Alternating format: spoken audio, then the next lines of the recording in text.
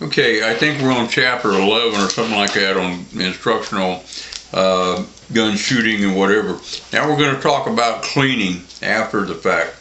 The cleaning is not so much that, getting rid of the dust and stuff like that. That's really not what it's about. It's a stainless gun and it's not going to rust on you for life. All right? What you're fighting more than anything else is leading. If you shoot jacketed ammunition, which is very, very expensive, the copper jacket fouls the riflings.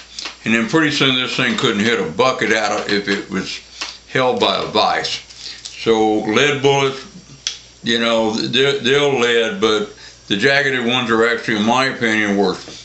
There's a lot of people wouldn't agree with that. I'm going to get you a little care package that's going to have, a swab. What do we got here? I use just, this is just paper towels. And I cut off a little piece and put in there. And then, of course, most significantly is the proper size brush to clean the lead out of the barrel. That's what you're after here.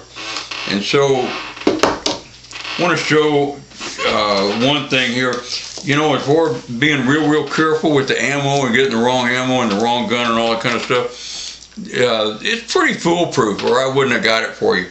The 38 Special, that's Natalie's little gun. Okay, here's a 357.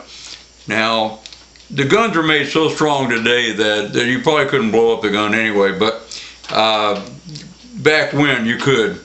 So the metal has gotten better and better.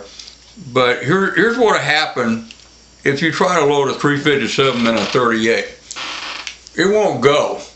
It's that much longer than a 38 Special. And so it won't go. It won't go if you beat it in there. Of course, you'll hit the primer and it'll blow up on you. So that ain't cool. Anyway, if it don't want to go, don't make it go. And especially like dealing with my reload and something like that, if something happened that it didn't size the case all the way down, take it out, get rid of it. If you feel a high primer and you go to try to put that in, and that's a primer right there, right in the center. If you feel that primer's high and the primer drags, makes a mark around it when you try to load it, get rid of the bullet. Just get shit of it. Throw it in the trash. By the way, a bullet it's a smokeless, non-explosive gas. If you put this under a cardboard box and put a candle to it and eventually was able to set it off, it won't blow its way out of a cardboard box. So they're not explosive until you seal that somewhere, like a very tight fitting cylinder. That gives it the power, and that creates the pressure. If it doesn't seal it somehow or another, there is no pressure, it does not explode. It sounds like a rocket ship taking off, but kind of like a Roman candle, but it can't go anywhere. Okay, so I use military bore cleaner. Quart of this stuff has lasted me for the last 50 years, but Hoppies and all those others, they're good too. I pour me a little bit into my jar. This is going to be a rush job because these videos don't hold much. Pour a little bit into the jar. Can you see that? Okay, I'm gonna roll my brush around in here. This saves like a step. Okay, roll my brush around in here. Have some paper down or something because this stuff can stain. And so run it in and out of there. I suggest about 20 times. Going in and out of the barrel about 20 times or more. Okay, then you're gonna clear this cylinder, clean the cylinder. Okay, you need a brush that fits tight. Go in each cylinder, and count them, spin the brush, brush. Every cylinder. Okay, then we're gonna switch over to our swab. And you can buy the little expensive swabs, even at Walmart, which is ridiculous because, you know, there's a roll of paper towel. Then drag it through, and then you come in, and if you get it right, you go in there like so, and then turn it, kind of spin it, and you'll see a lot of old crud and stuff come out of there. And military type cleaning, you would do this until, you know, you run this in your barrel, goes out the other end, you know, come back out with it like so. You see how dirty that is from one trip in and out. Okay, you would keep changing that out until you wind up with open, no bullets.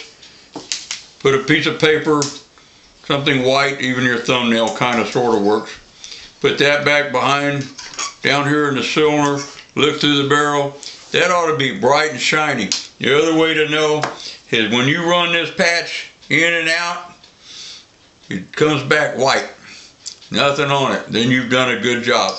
Clean all this stuff off. Every once in a while, you ought to lubricate it a little bit, like a drop here. You know, perhaps a drop here, a drop, barely a drop of light oil or gun lubricant, and you're good to go.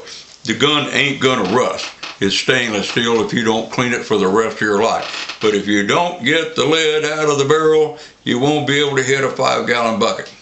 Okay? There was something else I didn't feel I covered adequately earlier. Maybe it'll come to me. I'm trying to think of what it was, but on the gun etiquette, I want to just say that something about that at the range. They'll say ceasefire, and that means, you know, stop shooting. Don't be handling a gun. Now, most places, most guys would say clear the range, or the range is clear. What they want you to do is open that gun, dump it, okay? Do whatever with the rounds, but put the gun down with the cylinder open. Now, step away from the gun, you know? Now, I would not personally walk down if it's a range where you're outdoors and you need to walk down to look at that target. Don't walk off and leave that gun.